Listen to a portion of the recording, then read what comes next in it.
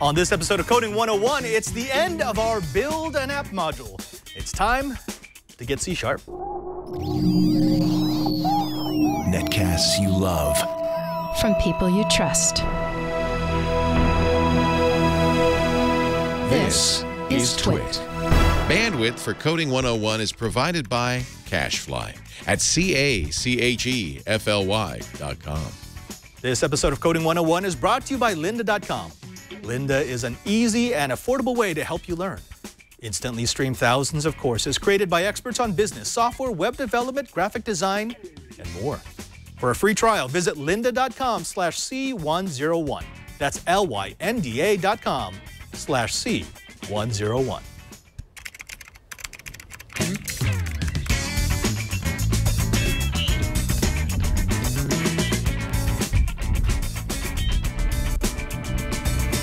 Welcome to Coding 101. It's the show where we teach you all the ins, the outs, the secrets of the code masters. I'm Father Robert Ballecer, the digital Jesuit, here to introduce you to our code warrior, Mr. Lou Maresca. Lou, it's great to have you back, sir. How have you been?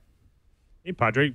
Fantastic. Thanks for having me back. Yeah, well, you know, this is an exciting day because we get to close up our first ever module, mini module, where we're actually showing people how to do an app from start to finish. Now, the last 3 episodes have all been about putting together a task manager in C#. The idea was go through the logic. What kind of features do we need? What do we need the program to do?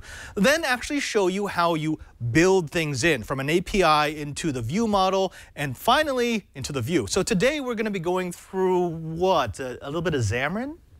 That's right. Yeah, we're going to take the app that we built last like 2 or 3 episodes, and then we're going to take that and put that in Xamarin and then compile up. So we're going to show you the Windows Phone version and then the Android version of it. Yeah, and this really is the promise of programming in a modern language, the idea of being able to code once and compile multiple times for different operating systems. And this is also, if we may toot our own horn here, one of the big reasons why you want to go with the view model style of programming, because you can make that back end and then just change the view based on whatever operating system you're finally going to run your app on top of.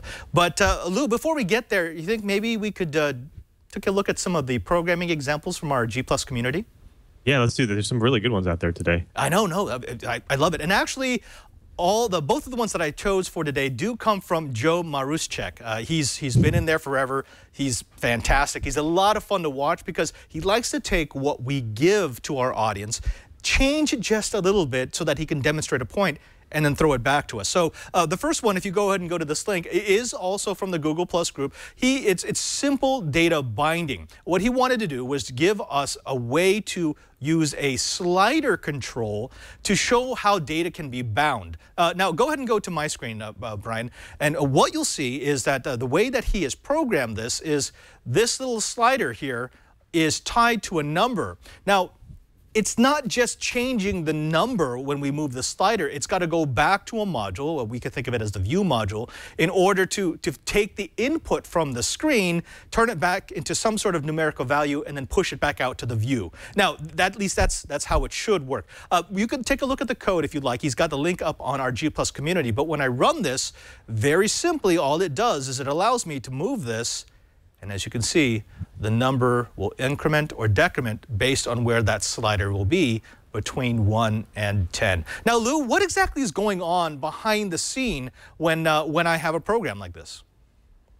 So really, I mean, what it's doing is it's running the code that's in the view model to basically calculate, and then it's then sending back. It's a two-way binding, so then it's sending back messages to the UI that it needs to update that text field with the new numbers. Right. Now, when I was writing procedural programming back in my college days, there was no real solid data binding. So if you wanted to do something, you would move even though we didn't really have sliders, you would move the position of the object, and then you'd have to hit calculate in order for it to do it, to give it back to you.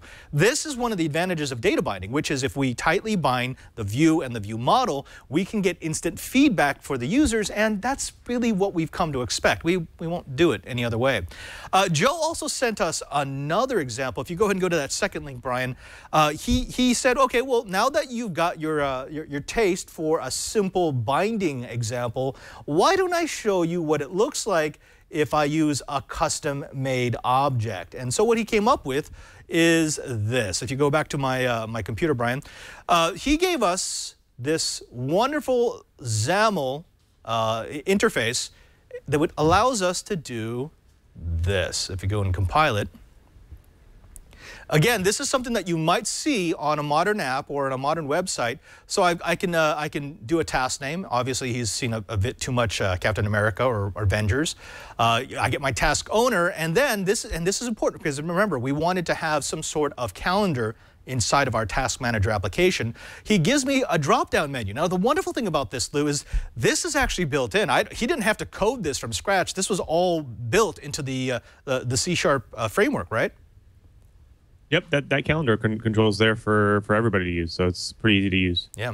So, for example, I could choose this date, and then when I click the Show Current Object Properties, again, what it will do is it will take everything that was in the view, we'll push it back to the view model. The view model will turn it into what you see here as it pushes it back out to the view. Thank you, Joe. This is fantastic. This is why we love having your examples on the show, because it really does bring out the individual pieces that we're trying to teach people as we move through our examples. Now, when we come back, we're going to go ahead and start in on the last segment of our Build an App module. Lou's going to show us how to use Xamarin in order to turn all the programming that we've been doing into something that actually looks nice, that we might want to install on our mobile device. But before we do that, let's go ahead and take a moment to thank the sponsor of this episode of Coding 101, and that's lynda.com. Now, what is lynda.com? You may be asking yourself. It is a one-stop shop on the internet to find out everything you need to know. And by everything you need to know, I don't mean just find out new stuff about new topics, about new skills, new softwares, new procedures that you want to learn. I'm talking about a one-stop shop for new knowledge and for reference material. That's really the strength of lynda.com. Lynda.com works directly with industry experts and software companies to provide timely training, often the same day that new versions or releases hit the market, so that you'll always be up to speed if you've got your Lynda.com account.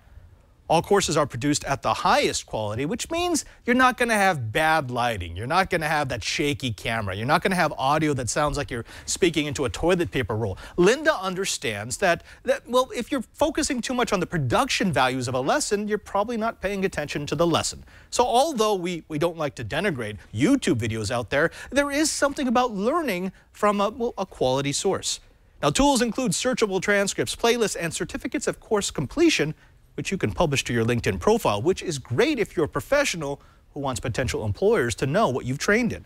Whether you're a beginner or advanced, lynda.com apps for iOS and Android will meet you at all your experience levels. They've got one low monthly price of $25, which gives you unlimited access to over 100,000 video tutorials, and premium plan members can also download project files and practice along with the instructor. And premium members will all, with an annual plan, can download courses to watch offline, which means it can be that perfect reference material even when you're not connected to the internet. Now, lynda.com also has courses on the foundations of programming, getting up and running with C, simple Android development tools, and how to teach kids programming with iOS. There's even a series on programming for non-programmers. But for any software you rely on, lynda.com can help you stay current with all software updates and learn the ins and outs to be more effective and productive. And we've got a special offer for you to access all of these courses free for 7 days. Visit lynda.com/C101 to try lynda.com free for 7 days. That's lynda.com/C101. And we thank Lynda for their support of Coding 101. Now, Lou, I wanted to get to this as fast as possible because we always seem to run out of time towards the end of our episodes. We need to turn all this code that we've been working on, all the code that's available on our show notes page for people who want to tinker around with, into something that I would actually want to install in my phone or my tablet. How do I do it? Yeah, you bet. So one of the things that we want to pay attention to is the UI. Again, it should be, you could as complex as you want or as simple as you want. The key is you want to keep all of the code that you want to run on your app out of it. So when you have a project like the Windows Phone app or the Windows Tablet app that I had, the UI should be by itself. You could just construct the UI using the UI Manager, UI Builder. put your UI components on there, your list boxes for the tasks and the buttons and the images and all that stuff. But you want to stay away from trying to write any code, anything behind the scenes. And so when you're hooking things up, like Joe showed, you want to make sure that you're hooking up those events, but using the view model type mechanisms rather than trying to put code in the code behinds. Right. And actually, Brian, if you go back to my screen, this is what the code looks like for Joe's program. This is what actually generates this view. And as you can tell, there's nothing there. All this is the parameters for how big the box will be, what the fields in the box are named, and that's it. All the code is stored in other modules elsewhere in the project. And Lou, why do we want to do that? Why is it not okay just to dump all my code in that little design box? Honestly, it not only does it get confusing, but it also prevents you from kind of like maintaining it. It gets really complex. UI, people who do web development too, when you're building your HTML object with your CSS style sheets, it can get really overwhelming and complex with all that stuff already in there. And then you're going to go ahead and put additional logic in there. It just gets way over complex. If you go back to Joe's example, you'll see that he actually has in, like, for instance, the text attribute down there, you see that he actually has binding and then the path, and then it says name and then binding path owner. So what he's doing is he's binding to like properties in his code files. And so there's a name property and an owner property, and then when that actual UI renders, it'll show the data from those texts from those actual properties. And that's exactly what you should be doing to kind of, again, simplify your user interface kind of building that you're doing. Right. Some of the most nightmare code I've ever had to fix, I remember I was doing this about a year ago, actually.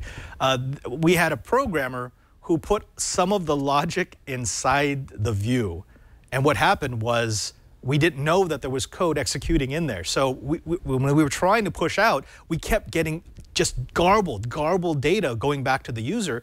And it was because he hadn't followed the proper model. If you put something executable inside of that last step, it's just going to mess up anybody who comes after you. I mean, actually, it'll probably even mess you up when you come back to your program 6 months later. That's right. That's right. So one thing that, like, I'll show you the example that I have, and then we can kind of go through how to build it. So we had the original portable class library that we built that had that task manager in there. We had a bunch of logic in here, and I'll drop it down here. We had, get your task lists or authenticate the user, get a specific task by an ID, that kind of thing. And so that's where all the logic kind of lives. That's the object that kind of handles all that, that proxying between the Google service and pulling the data and so on. But then I actually built just a really simple Windows Phone app. And what you'll see here is kind of the example of that. The first thing that the user is going to see is a button that they're going to do to basically click and then log in. And you'll notice that it's not overly complex because there's a bunch of white space in here, but you'll notice that there's still a lot of lines of the XAML, the XML for the UI, even though there's no logic in there. And you notice that I'm actually binding to a click event. Right. So, I mean, again, if you were to put a whole bunch of logic in here and then a whole bunch of click events, and then you have a code behind file and you have a lot of code in that code behind file, it gets really complex. My code behind file, if I zoom out, is only like 50 lines long, really. Right. And actually, if you go back to that window, I know people are going to get freaked out whenever they see something new. But all this code you have in here, if you've ever done any CSS or HTML programming, it looks a lot like this. You're defining how it looks. You're naming fields so that they can be accessed by other elements that are going to use the UI. This program, so to speak, is just designing what you're going to see on your screen. And again, as you mentioned, everything else is going to happen behind the scenes. That's right. And the way and if you can try to keep this, if you try to keep it simple, like for instance, I can get even more complex and build a theming file and all these other files that allow you to make it a little simpler then you don't have the styles and all that stuff in your XAML file too. But for now, we just kind of put everything in one file, like the foreground color and the text and the font style and all that stuff. But you can actually simplify the UI XAML file even more by using theming and template files as well. So right now we didn't do that, but again, this is just to kind of show how to build a very simple UI and then manufacture that over to like Android or iOS type of thing too. Right. All right, so push us forward. Now you've got the basic structure of what your iOS app is going to do. We know where the code lives. It's actually behind the UI. It's not part of it. Where do we go from here?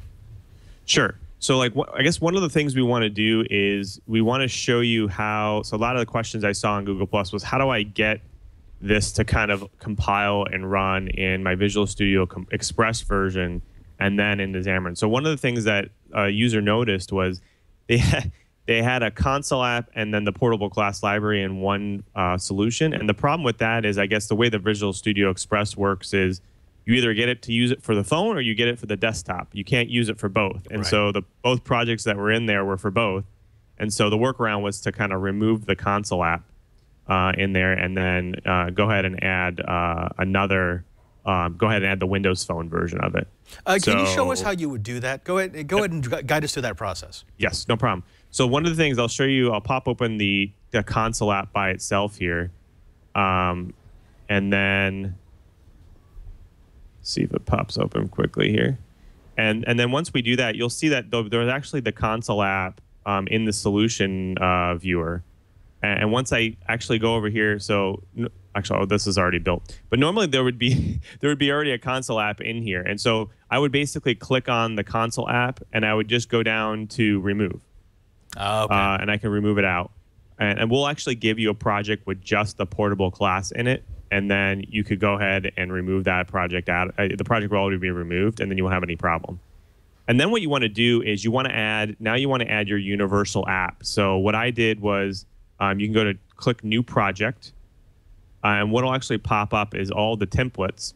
And if you've already installed Xamarin Studio, which you can get from Xamarin.com, you'll notice in here that there's several other projects that don't look familiar, like, for instance, Android, iOS, and things that you could build for an iPad.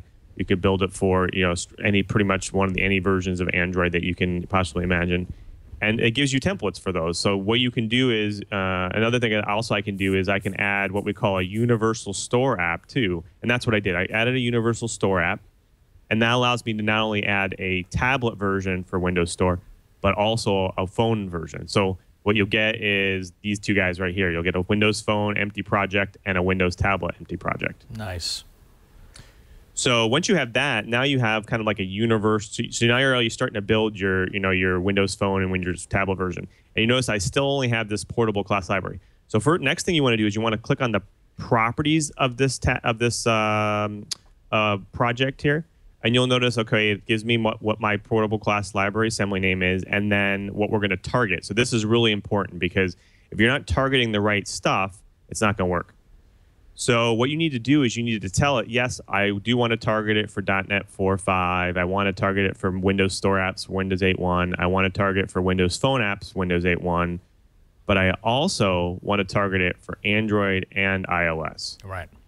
And so that'll make it so that the compiler will kind of emit the Xamarin versions of these as well. Right. Well, it's just going to go through your code, and it's going to make sure that all the little subtle changes are made so that whatever commands you're using will execute on each OS. Right. Exactly. So now you're actually going to see something interesting down here, and I'm glad this happened because then everyone can kind of see what you can do when this happens. So you're getting an error here saying that the NuGet package installed is not current, which means that you should probably go and update it because the ones that Xamarin are using are probably newer, and you need to update yours. So what you can do is you can kind of go over to all your projects here, or you actually can go up to Tools, Packet Manager here, and you can go to the ones that you have installed, and you'll notice that there's the Microsoft BCL components, and you can actually manage that and upgrade that. But the one that they want is it called the Microsoft BCL. So you can go and find Microsoft BCL, and that's for online, Microsoft BCL. And then you're going to want to install the one that comes up here. Oops. Of course, it goes off the screen. And then once you install that one, it will actually add all of the appropriate files, and this will kind of like just go away. And what you'll get is this guy right here that actually has the appropriate stuff in here. So you have the Microsoft BCL, which is the base class library, and then all of the other APIs that you already have in here. And then you can go start building your interface. Once you're done with that, though, this is kind of the cool part. So I'm going to switch. I'm going to go from Visual Studio, and I'm going to go over to Xamarin. So I'm going to open up Xamarin Studio. And again, Xamarin Studio you can get from just Xamarin.com. And what you're going to see here is this guy here. It kind of looks like a version of it. It's Visual Studio or Eclipse, if you've ever used Eclipse before on Android. And you can kind of go and jump in and create a new solution. You can do whatever you want. What I'm going to do is I'm just going to open up what I already have, which is this, this Task Console application you've already built. And what you'll notice in here is I already have my portable class library, and I already have my Windows Phone and Windows. You notice those kind of get grayed out, and they're saying, okay, well, you can't build that in here. But what you can do is you can do this Android app. And so what I did here is you can kind of go and go to the project and click Add Packages, and you can actually add an Android app in here. You can add iOS or Android, and you can create an Android app in here. And what you'll get is a kind of a default view. And so now what you have to do is now you can basically reference in here your window, your tasks library that you already have. So you check the box right here in references, you hit go, and now you actually are referencing from your Android project the PCL, the portable class library that you built. Nice. So you're now, it basically just automatically hooks it up for you. So now you hit OK, and now boom, my Android is now referencing the tasks library, and so now I can that task manager that's inside of there I can use. And so that makes it super powerful because now I wrote the code in C#, but I'm going to go ahead and do it in Android. All right. Yeah, so what you've just shown us, I mean, because I know there's some people who are kind of glassing over right now, is you have been able to take software, programs that you've been writing in C#, and by bringing it into Xamarin, Xamarin now looks at it and says, oh, okay, well, this applies to this applies to this. Now go ahead and go and use it in Android.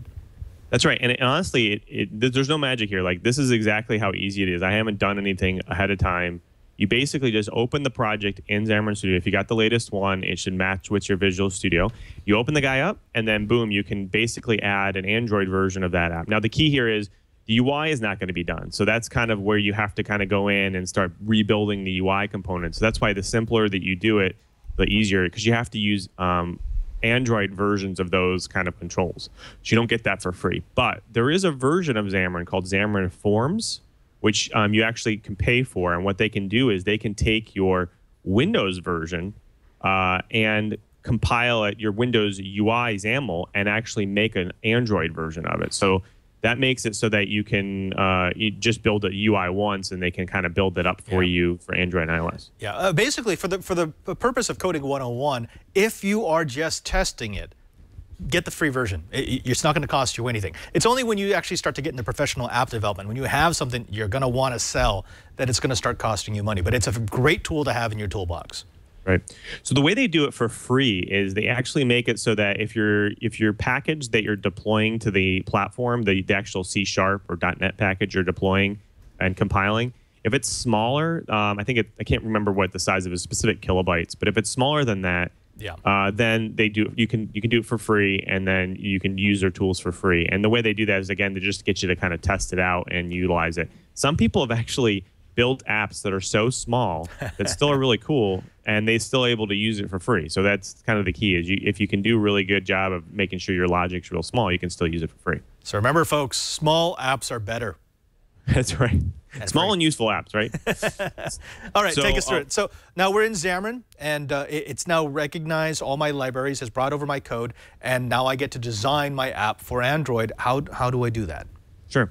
So they also make it super easy. So if you pop back over to my screen real quick, you'll see underneath resources. So this is kind of what the project looks like up front. You have all these folders, and we won't go through all of what the folders are, but what we want to do is we have what we call the main activity. And you notice, again, it's still a C# file. It's a .cs file. And this is just the out-of-the-box stuff that you get in here, this code.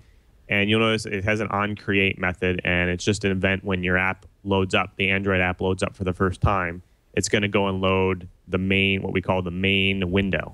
And so it's saying, okay, the main window is inside of resource, layout, main. So let's go look in there. So resources, layout, and there's main right there. So let's go ahead and open that guy up. And you notice the first thing you'll see is it'll actually render a Android version of it. And you can change the orientation. You can change what device. You can Nexus, Galaxy Nexus, Nexus. There's no Nexus 6 yet, but there's Android TV, whichever one you kind of want. You can actually customize it to using the AVD manager. We actually have to install the Android SDK, which Examiner will do for you, and you can go and create new devices.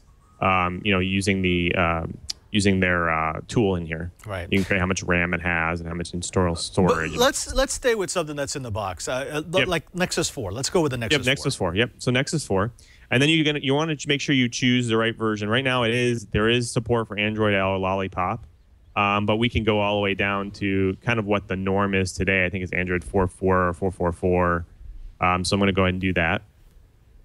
And again, all languages, and it actually allows you to decide on what mode you want to be in. Right now, we just want normal mode. There's no car mode or anything like that.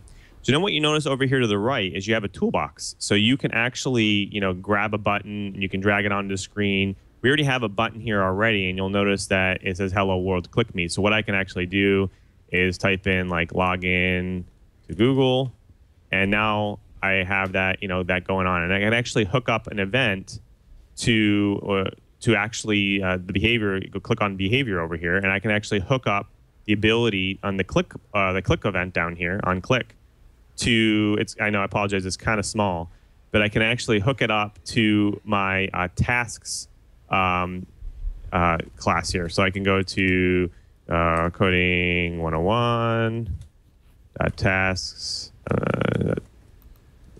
Sorry, I have to put twit.tv before it.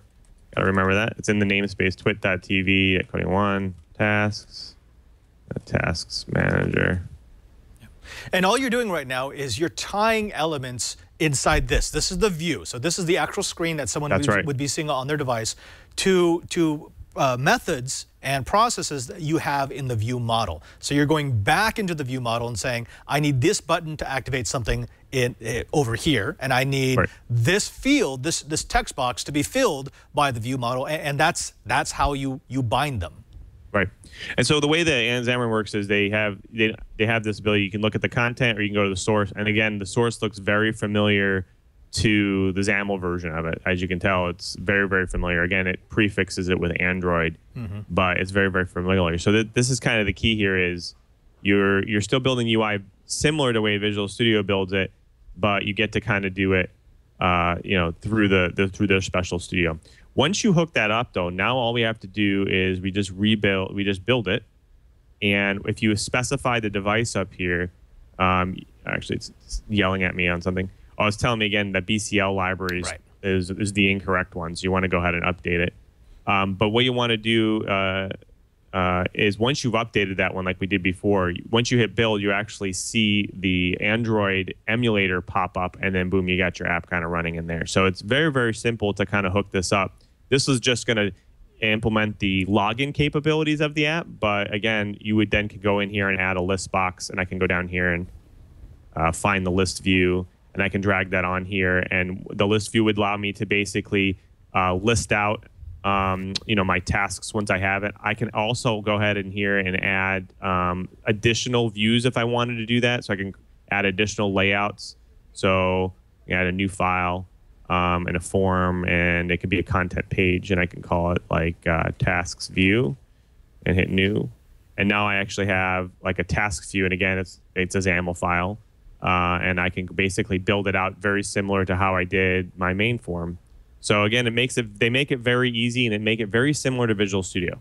Right. The amazing thing is playing with this, playing with Xamarin, really kind of makes you appreciate good app design, because it sounds like it's so easy to make an app. You just throw a bunch of things on the page, but there's a fine line between providing too much functionality, too much information, and not enough. Doing it this way, it's a really, really good way to remember I may be processing a bunch of stuff in this program, not all that needs to be available to the user, which again re-strengthens the idea of splitting up view model, and model.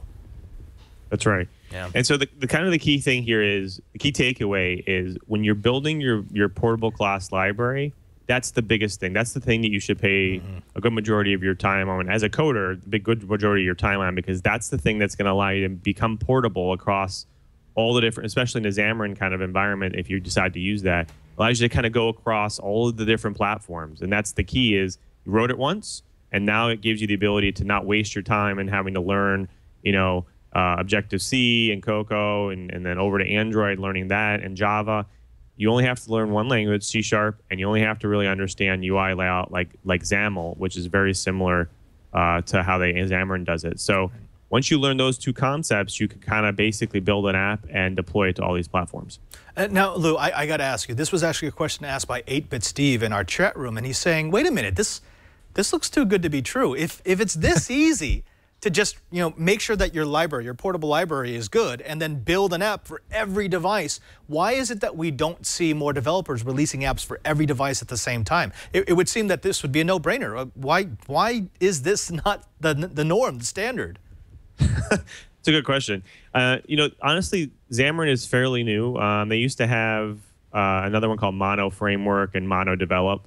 This one's even newer than that, and this makes the ability to kind of go. They make it an ability to really easy now to go across platform. Now, sometimes when you're deploying larger apps, like let's say you already have a game or you already have an app that's like built for a business, sometimes those apps are fairly large, and so they need to basically be compiled in Xamarin to work on those. And when they're large like that, Xamarin says, okay, well, we're doing a lot of work for you, so why don't you go ahead and pay us a fee, and then we'll allow you to go ahead and compile. So sometimes those fees are a little larger than some businesses are willing to pay. But honestly, if you have a successful application on one of the platforms already and you're already making some money, it's okay. I would say it'd be okay to spend maybe $400 or $500 to convert that to the other platforms without ever really having to write additional code. And so that to me is valuable.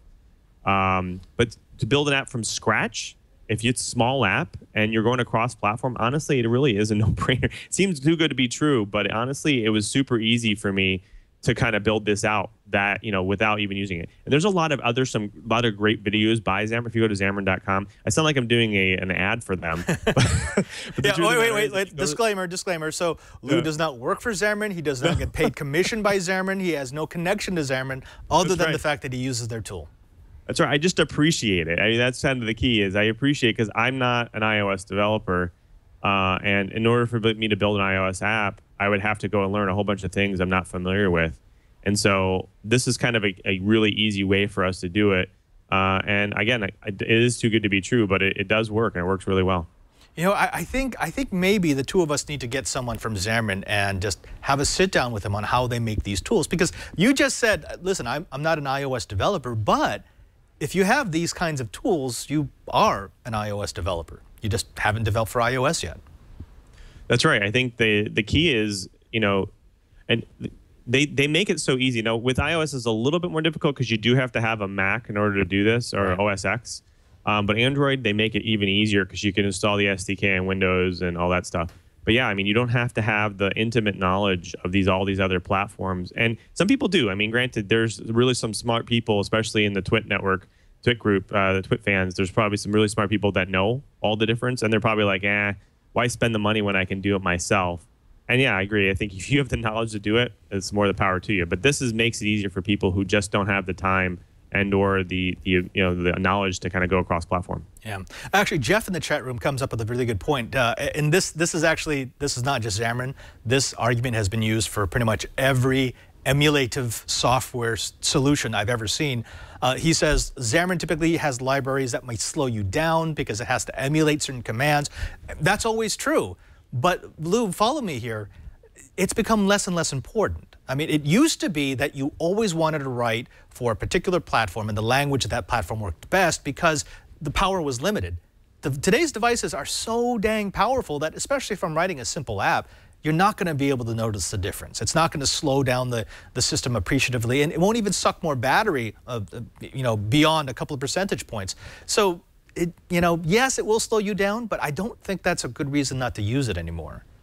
Yeah, I mean, that's the key. Is that they don't necessarily always emulate things now. They actually find ways to compile them down to native resources, and so that's kind of the key. Is they're getting a lot better. It's not like they're running the .NET framework fully on your iOS or Android device. They've created an interface layer to the native versions of those platforms, and then they're actually running it on there. So yeah, it's getting a ton better. And even with every version of .NET, especially the latest ones, they can compile down almost to machine code, and you're running just native machine code on your application. So there's almost a point where there's not really any difference between native and managed. So it all depends on what you're doing. If you're doing a lot of graphics and stuff, sometimes there is. But again, XAML is there's points where you can compile into DirectX, and if you've played a game on an Xbox before, all those games are built in DirectX. They're just really hard a framework on top of all the graphics processors that are out there. So I mean, they do have the capabilities to do all this native capabilities and the speed of whatever that platform runs at. Right. Oh, well, Lou, I'd say that for homework, maybe we should be asking the folks at home to take, again, we're going to provide you all the code. It's all going to be in the show notes. Just download the zip file, unpack it, and you'll have the entire library that we've been working on for this entire Build an App module.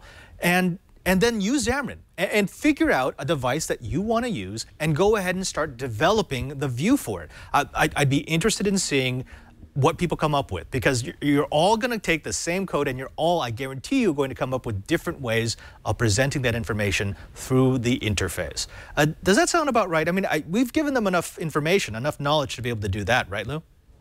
Oh, yeah. I mean, again, we're going to give them an example that actually has the Windows Store and the Windows Phone application in there. And, it, again, it has the login button as the login screen. It has the download of the tasks and to get the tasks to hook up to the code that we gave them before. And then I'll also, as a separate project, I'll send it out, and it'll actually have the Android in there if you have Xamarin installed.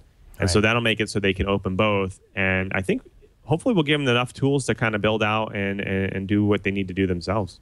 Lou, I need you to act the wizened guru here, speaking out to the youngins, the ones who want to become code warriors.